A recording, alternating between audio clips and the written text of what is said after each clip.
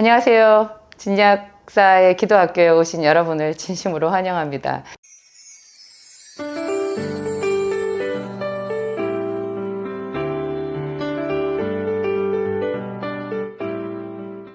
오늘은 제가 기도 중에서 축복 기도에 대한 이야기를 좀 주제로 삼아 봤어요. 자녀를 위한 축복 기도. 성경에는 하나님께서 그 자녀 교육에 대해서 아주 중요하게 많이 강조를 해 놓으셨는데요. 예를 들면 구약 성경에는 이 말씀을 너희 자녀들에게 외워 들리라. 또 너희 자녀들이 이렇게 물어보거든 너희는 이렇게 대답하라. 자녀 교육, 또 잠언서 같은 데도 전도서 같은 데도 교육자로서 부모가 어떤 마음을 가져야 되는지 그런 것을 아주 심층적으로 다루고 있는 구절들이 많거든요. 또 신약에도 보면 모든 족속으로 제자를 삼아 이렇게 있잖아요. 이 교육이 정말 중요하죠. 예수님도 12제자를 기르셨잖아요. 그리고 그 제자들에게 나가서 또 다른 사람들을 제자로 삼으라고 하셨고, 그 중에 또 가장 중요한 것이 하나님께서 우리에게 맡겨주신 자녀잖아요. 너희 자녀. 또 이 자녀를 위해서 부모가 해줄 수 있는 그 최고의 선물이 자녀를 위한 축복 기도인데요. 제가 그 이야기를 오늘 창세기 48장, 49장 이거 가지고 말씀을 드리려고 해요. 여러분, 축복 기도를 가지고 크게 문제가 됐던 것이 야곱이잖아요. 야곱이 자기 아버지 이삭이 형 에서에게 해주는 장자의 축복, 그것을 얼마나 사모했는지 그것을 자기가 가로채기 위해 가지고 그 또 어머니 리브가가 개입을 했고, 그래가지고 세상에 해서는 안 되는 그런 변장을 하고 형인 채 하고 아버지한테 들어가서 그 아버지를 속여가지고 장자로서의 축복을 받았잖아요. 그것 때문에 야곱의 인생이 많이 힘들어졌어요. 그래서 리브가는 정말 자기가 말한 대로 네가 받을 저주는 내게로 돌려라. 어머니 그렇게 아버지를 속이다가 들통이 나면 내가 축복은 고사하고 저주를 받을까 하나이다 이렇게 말했더니 어머니 리브가가 그 저주는 내게로 돌리라 이렇게 말했거든요. 그리고 나서 이상하게 리브가가 자취가 없어요. 언제 죽었다라는 말도 없고, 나중에 성경에 보면 리브가의 유모 이야기만 나오거든요. 참 저는 좀 섬뜩하고 이상하더라고요. 아무리 자녀를 위해서 한다고 해도 그 거짓말을 하고 그 저주는 내게로 돌리라라는 이런 말은 굉장히 영적으로 무지한 말이고 두려운 말인 것 같아요. 하여튼 야곱은 그렇게 해서 형 에서가 자기를 죽일 것 같이 그렇게 미워하고 분노하고 그래가지고 이제 외삼촌 라반의 집으로 도망을 가게 되었잖아요. 그 세월이 무려 20년이었는데요. 근데 이 장면, 이삭이 야곱을 축복하고, 이제 물론 큰아들 에서인 줄 알고 야곱을 축복하고, 그 다음에 이제 나중에 자기 큰아들 에서가 뒤늦게 이제 그 사냥한 고기로 요리를 해가지고 와서 아버지 앞에 왔을 때 그때 이삭이 하는 말, 야곱이 통곡하고 하는 이 장면에 대해서 좀 생각해 볼 필요가 있어요. 저는 좀 많이 이상하더라고요, 이게.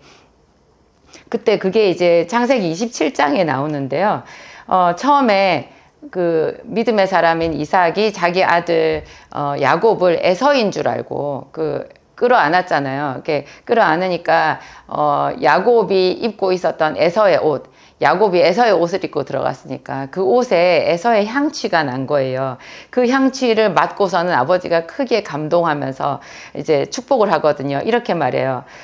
내 아들의 향취는 여호와께서 복 주신 밭의 향취로다. 하나님은 하늘의 이슬과 땅의 기름짐이며 풍성한 곡식과 포도주로 내게 주시기를 원하노라.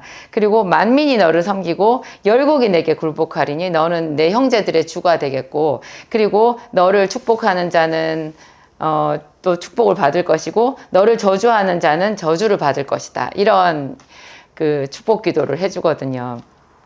근데 그 다음에 정말로 이제 자기 아들 에서가 뒤늦게 왔잖아요. 그때 이삭이 이렇게 대답해요.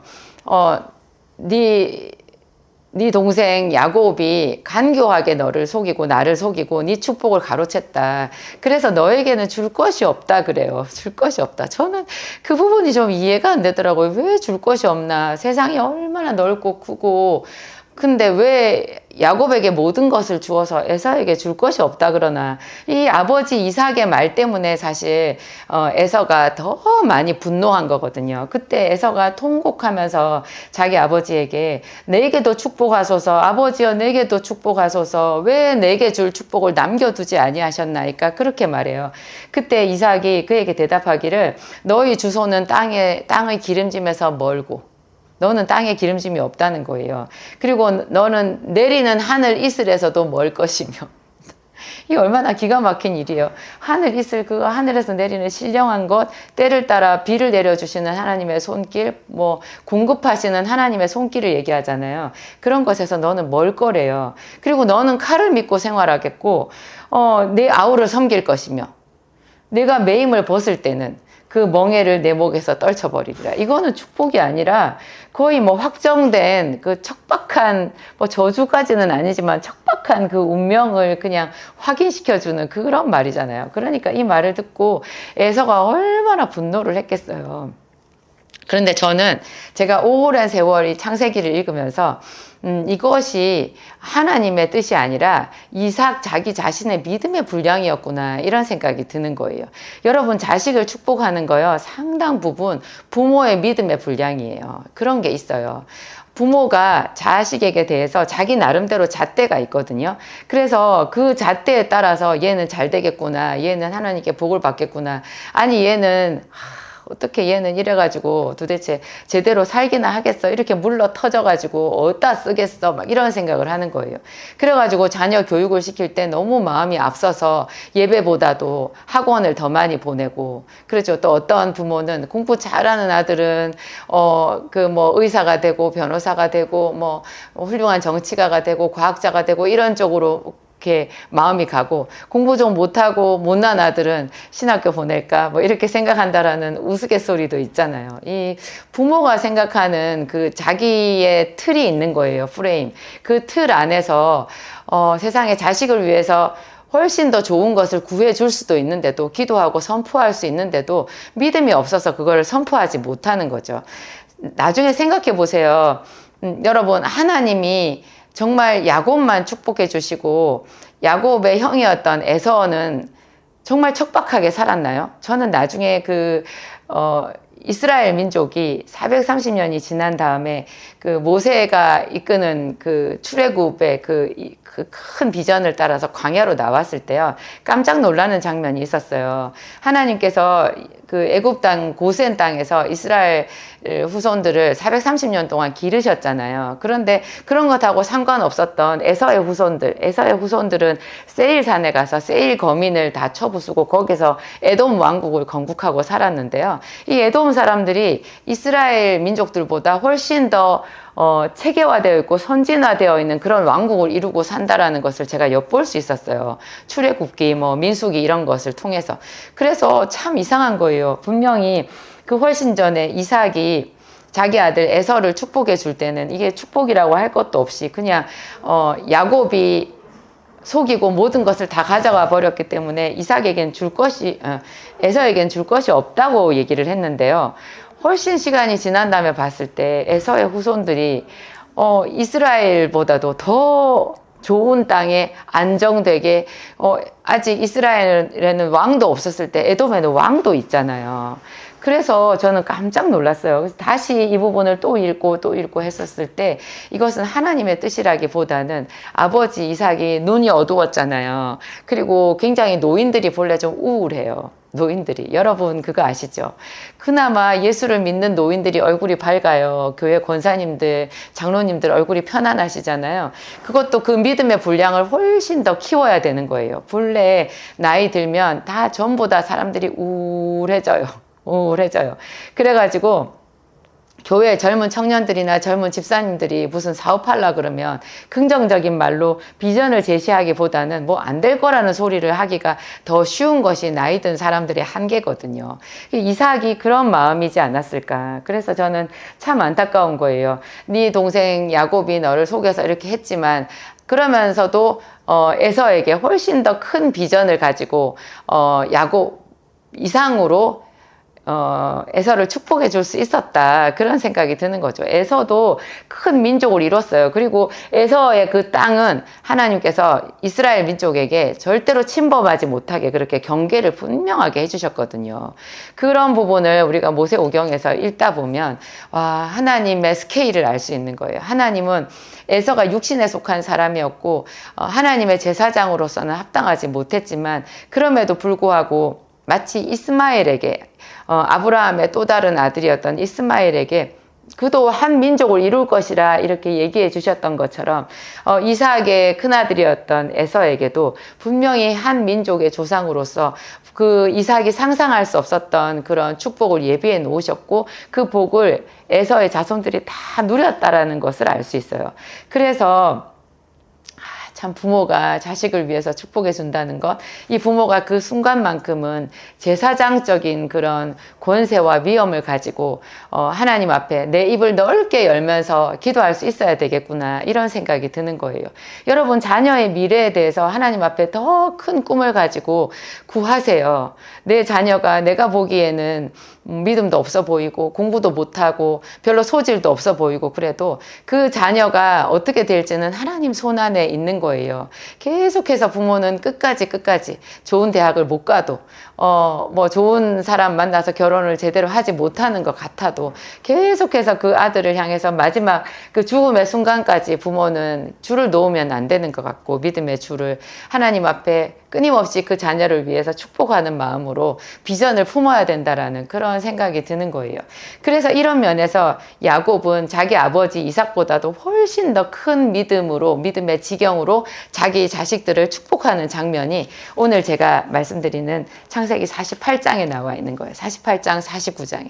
창세기 48장에는 야곱이 자기가 죽음의 때가 가까이 온 줄을 알고 요셉을 불러요. 그래가지고 요셉이 자기 아들, 두 아들, 므낫세와 에브라임을 데리고 아버지 야곱을 보러 가잖아요. 그랬을 때 야곱이 요셉을 위하여 축복해요. 축복하면서 이제 이야기를 하는데요. 그때 이제 말하는 구절이 15절, 16절에 나와 있거든요. 그가 요셉을 위하여 축복하여 이르되 내 조부 아브라함과 아버지 이삭이 섬기던 하나님, 나의 출생으로부터 지금까지 나를 기르신 하나님.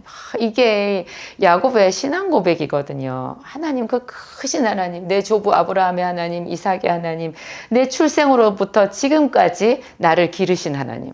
이거 기력이 정말 다 빠져서 숨이 꼴딱꼴딱 넘어가는 노인의 입에서 나오는 이 큰 비전을 한번 보세요.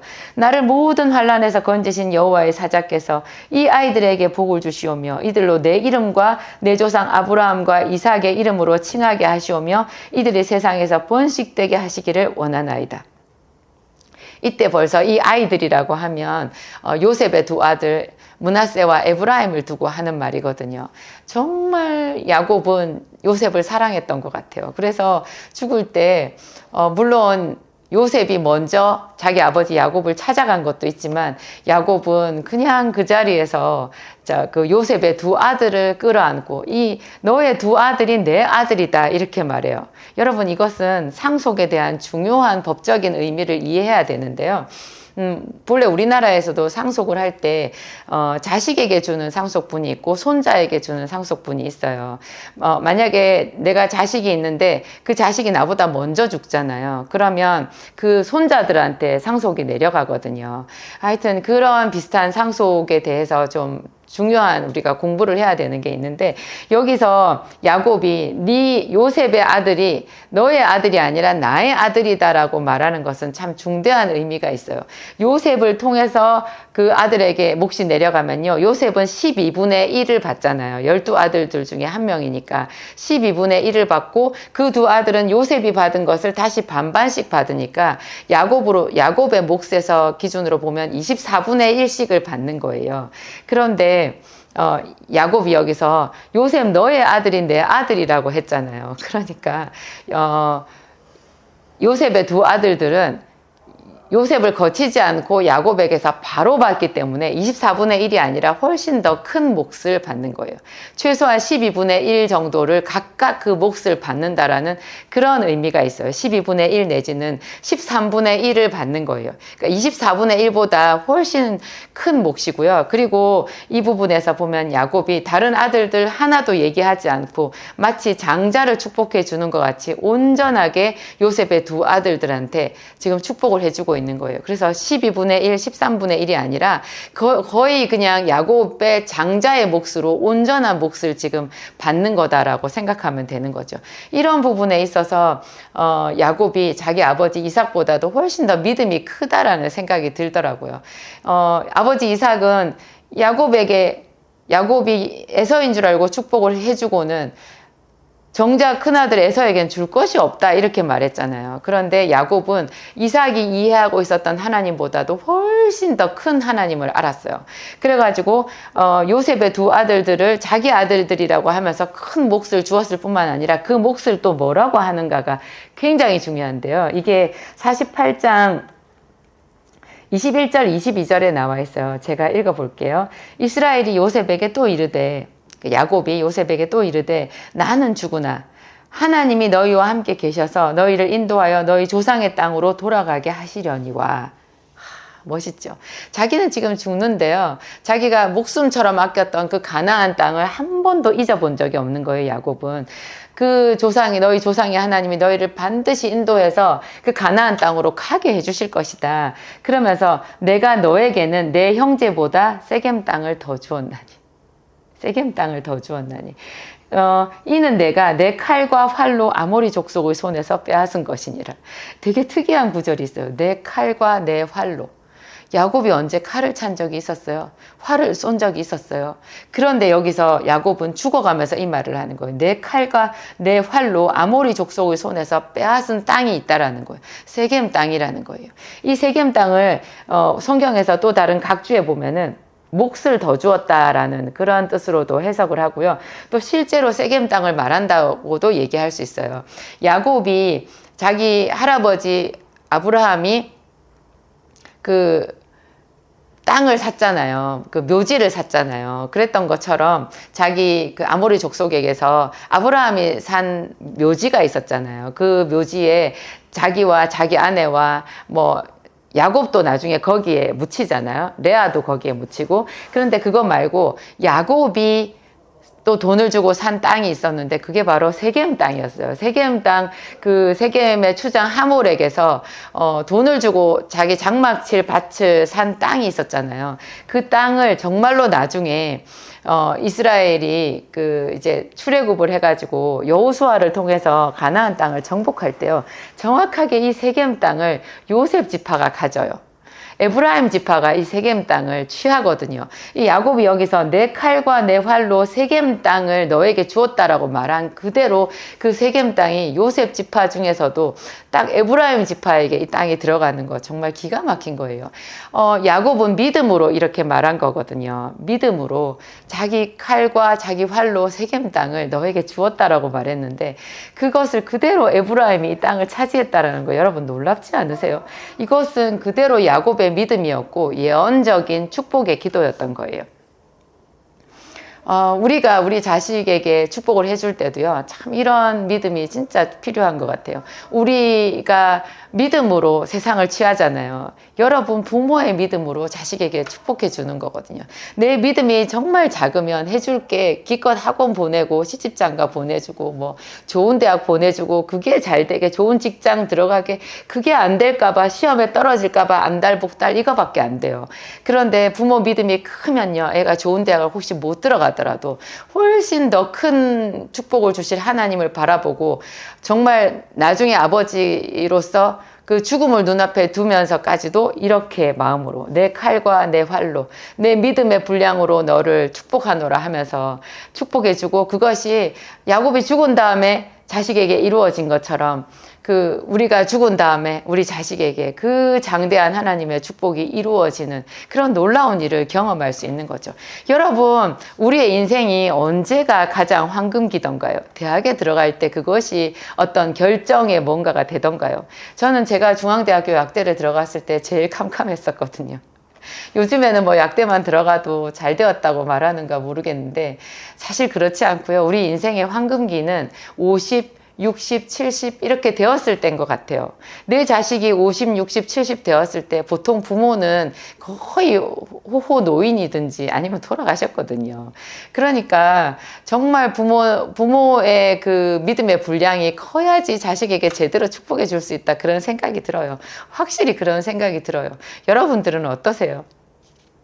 그리고 창세기 49장은 야곱이 이에 그치지 않고 자기 아들들을 다 불러요. 다 부른 다음에 여기서 이제 그 아들들에게 축복하는데, 이 49장에 나오는 축복은 정말로 예언적인 축복이에요. 이것은 정말 그 야곱에게 성령이 충만하게 임한 거죠. 이 구약에는 아무에게나 성령이 임하지 않았잖아요. 이 순간만큼 야곱이 제사장의 기름 부음을 받은 거예요. 그래가지고 자기 아들들한테 정말 장엄하게 축복해 주는데요. 이 예언적인 축복인 거죠. 성령께서 주시는 그런 축복이에요. 그래서 르우벤은 이렇게 내 기력의 시작이라 위풍이 월등하고 권능이 탁월하다마는 네가 내 침상을 더럽혔음이라 너는 물이 끓음같이 탁월하지 못하리라. 이건 참 가슴 아픈 예언이잖아요. 그런가 하면 시므온과 레위에 대해서는 이들이 이제 분노대로 사람을 죽였기 때문에, 혈기대로 행했기 때문에 그 노여움이 혹독해서 저주를 받는다, 이렇게 말했잖아요. 근데 또 참 하나님께는 반전 드라마가 있잖아요. 이게 특히 레위는 나중에 그 모세의 때에 광야에서 정말 그 시내산 앞에서 하나님 앞에 서고 충성된 그런 면을 보인 일이 있었거든요. 그래가지고 이게 반전이 됐어요. 그래가지고 레위는 정말 하나님의 성막에서 일하는 사람들이 되었고, 그 레위 자손 중에서도 아론은 제사장의 직무를 담당하는 그런 축복을 받았잖아요. 예언이지만 이 예언이 결단코 거기서 끝나지 않고 거기서 언제나 반전의 그 축복의 여지가 남아있다라는 것이 또 놀라운 일이고요. 그리고 여기서 이제 유다를 얘기할 때, 유다에 대해서는 야곱이 성령 충만해가지고 무려 5절을 얘기를 하고 있어요. 8절부터 12절까지 아주 정말 이렇게 성령에 충만한 그런 빛나는 축복을 말하고 있거든요. 제일 제가 눈에 들어오는 것이 너는 형제의 찬송이 된대요. 그리고 7이자의 지팡이가 네 발 사이에서 떠나지 않는다. 규가 유다를 떠나지 않는다. 이 규가 왕의 규잖아요. 이게 왕이 된다라는 얘기거든요. 그래서 그에게 모든 백성이 복종하리라. 이런 극한의 그런 축복을 성령 충만한 야곱이 유다에게 해주는 거예요. 그 뒤에 또 쭉 다른 지파들이 이렇게 얘기해 주다가 요셉에 대해서도 5구절의 축복을 줘요. 그래서 야곱의 장자의 축복은 2사람에게 나뉘어져서 간다, 이렇게 보통 목사님들이 말씀을 하시더라고요. 그러니까 왕이 되는 축복은 유다에게 가고요. 제사장의 축복은 유다에게 가고, 그 다음에 그 장자로서 재물의 축복 있잖아요. 번성함의 축복은 요셉에게 갔다. 뭐 이런 말을 하시더라고요. 하여튼 그 하나님께서 이삭에게는 믿음의 분량이 그 정도였는데, 이삭의 아들이었던 야곱은 하나님과 겨루어서 이겼다는 이스라엘이라는 이름을 가졌잖아요. 그래서 이삭보다도 훨씬 더 큰 믿음의 분량으로 벌써 장자의 몫이 유다에게만 간 것도 아니고 요셉에게만 간 것도 아니고 양쪽에 다 탁월한 그런 축복이, 대등한 축복이 갔고요. 그리고 나머지 그 10명의 아들들에게도 그 나름대로 하나님께서 주시는 예언의 축복을 다 해줄 만큼 그렇게 야곱은 위대한 믿음의 사람이었다는 거죠.